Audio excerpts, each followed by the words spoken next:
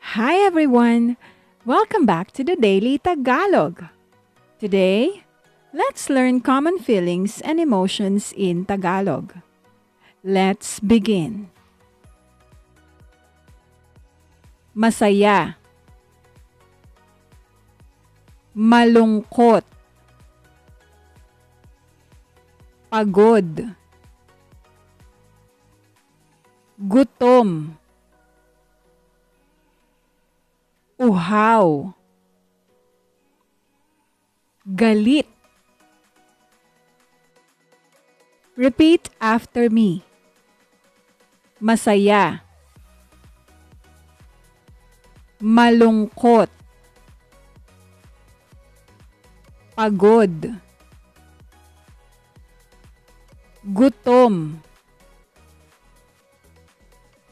Uhaw.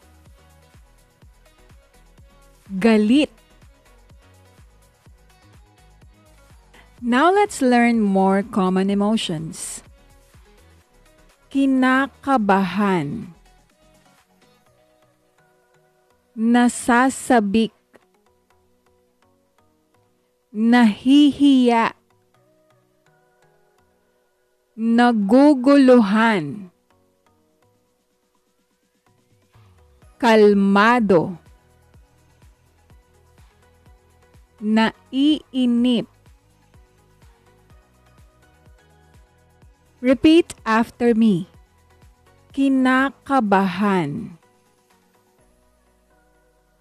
Nasasabik. Nahihiya. Naguguluhan. Kalmado. Naiinip. To say how you're feeling in Tagalog, you can simply add ako after these emotions. Let's practice some examples.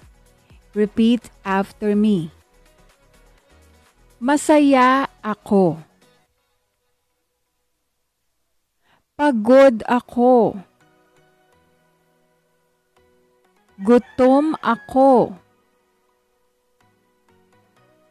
Kinakabahan ako. Nasasabik ako. Nahihiya ako. Naiinip ako.